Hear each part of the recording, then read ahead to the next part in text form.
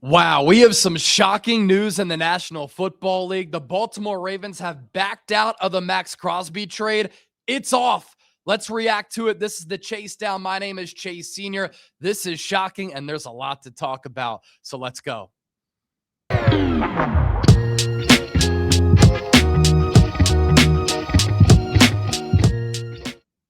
What is up, everybody? Welcome into the show. My name is Chase Sr. This is the Chase Down. This is my brand new NFL show and YouTube channel. We just launched it on Friday night. Funny enough, talking about the Maxx Crosby trade from the Las Vegas Raiders to the Baltimore Ravens. But now we've got some breaking news to talk about. A quick reminder, you know the drill. Don't forget to hit that subscribe button after the first show on Friday night. I'm recording this on Tuesday evening. We're closing in on 2,000 subscribers. I really appreciate all of the support so far. And if you want more NFL coverage from yours truly, don't forget to lock us in and hit that sub button. Let's get to 2K with this video.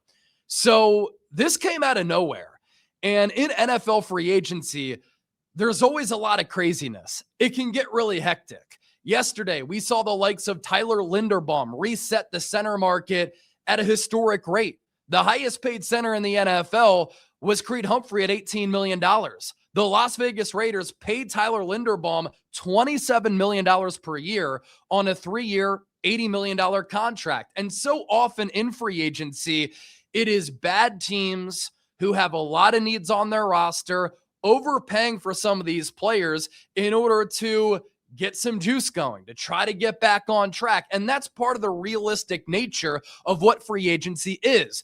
Overpaying some of these good players, great money, while also factoring in some projections of what those players can be over the course of that contract. But especially of late with business booming across the NFL, the increasing salary cap, which makes some of these deals a little bit more easier to stomach over time, because over the last several years, we have seen constantly all of these deals become record-setting contracts and set the market for that specific position, but then soon thereafter, they get overtaken.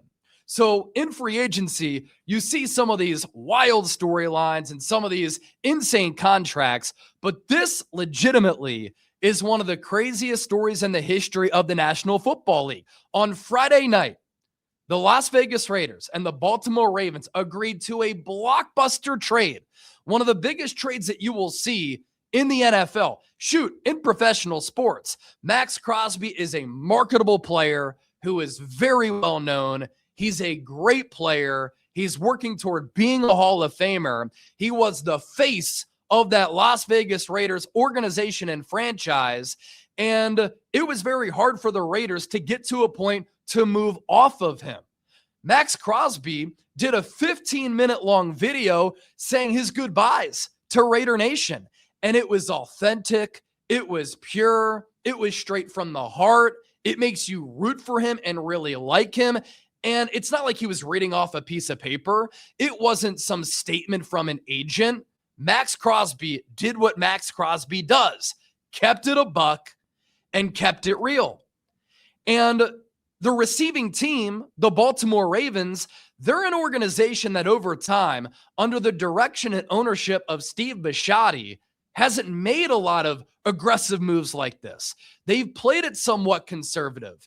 They've invested into their team. They've handed out some big contracts, but especially over the last few years, and really what we've become to know the Ravens as, is a team that drafts and develops, and they don't make splashy trades. They don't make monster moves in free agency. So it was a little bit uncharacteristic for Baltimore to make this type of move where they gave up 2 first-round picks for Maxx Crosby. And it's not like their first-round pick in 2026 was at 31 overall, like what the New England Patriots, for instance, could have offered.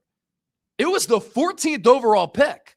So the Las Vegas Raiders were in a position where they had the first pick and the 14th. Opportunity to take Fernando Mendoza at number 1, another really good player at 14. And then next year, they had their own first and a Ravens first-round pick.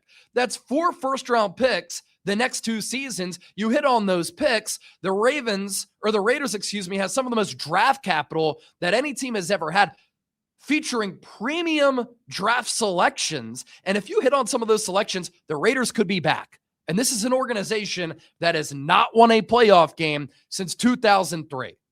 So this trade wiped off the table. And when I saw this news get broken, my first thought was, did Maxx Crosby fail his physical? Maxx Crosby got a meniscus surgery this offseason. He's a big physical defensive end, a lot of weight on that knee. That's a pretty severe injury. We've seen a lot of basketball players have to deal with meniscus injuries before, and obviously they're running, jumping, and have to be a lot springier than some football players. But the point here being, it's not like it was a sprained ankle, right? It's not like it was a wrist surgery. It was a meniscus surgery on a knee for a soon-to-be 29-year-old pass rusher, and that's exactly why this trade has failed, and that's exactly why the Baltimore Ravens have backed out. Maxx Crosby today failed his physical, and that's why this deal is off. And the Las Vegas Raiders just put out a statement, keeping it short and simple, and they're putting it on Baltimore. Quote, "The Baltimore Ravens have backed out of our trade agreement for Maxx Crosby. We will have no further comment at this time." And that statement is just coming in from the Raiders as we're reacting to this news in real time. And I'll pop that statement up on your screen right now so everybody can look at it. "The Baltimore Ravens have backed out of our trade agreement for Maxx Crosby. We will have no further comment at this time." So what does this mean moving forward, right? The Raiders are back to square one. And if Maxx Crosby failed his physical with Baltimore, I don't think it's doctors just being stringent here. It's doctors doing their job. Clearly, there wasn't something right with that knee. Is the knee fucked? Will Maxx Crosby now play for the Raiders in 2026 in improbable fashion? And if the Raiders want to trade Crosby away, the trade package is not going to be what they initially received, 2 first-round picks. I imagine there will be suitors and other teams will remain interested in Crosby. Since 2019, he's been a premier pass rusher. He has been an elite edge setter and run defender.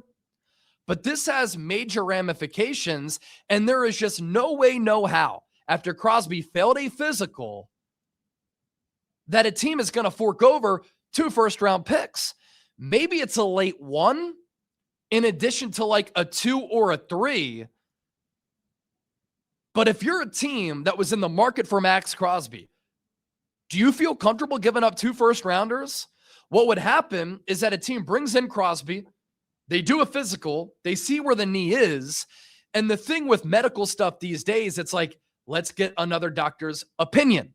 Let's consult in another doctor. The key word there, opinion. Other doctors could have another opinion here on where that knee is, but there are some major, major red flags here now. And for Baltimore, this is a move that made so much sense. Maxx Crosby was a Raider to his core, emptying the tank on every snap in every game, had the utmost respect from everybody across the NFL because of the way that he approaches the game. How he's a pass rush technician, the effort that he gives, the football IQ that he has. He was putting up great production on awful teams. And since coming into the NFL in 2019, he had appeared in 1 playoff game. So can you imagine what Maxx Crosby can do on a better coached team when he has more talent around him if he's healthy? I was thinking about Maxx Crosby as a potential defensive player of the year candidate because that Baltimore defense is going to be well coached by Jesse Minter. There's some good players along that defensive line at that 2nd and 3rd level. They're good at corner. You've got Kyle Hamilton at safety. And there's the motivation factor, right? And the person that Maxx Crosby is, I talked about it with that statement saying goodbye to Raider Nation. Class act, got his act together, went to rehab after his rookie season. He's gotten on the high road and the good road and the positive road, and he's turned into a great father, a great husband, a great teammate, a great friend. And when you talk to people across the NFL, when I'm at the Super Bowl or at the NFL Combine, everybody raves about Maxx Crosby. But this is a business. And for an organization in the Ravens that did something uncharacteristic, they needed to make sure this knee was in a good spot. Clearly, according to their doctors, it wasn't, and the Ravens back out of it. And I'm fascinated to see where the Las Vegas Raiders go now, what they do, and what type of value they can get back, and what the trade market is for Crosby. I'm going to pull up my Twitter here and try to look at any recent tweets to pass along that info, because literally I pressed record right after this news broke.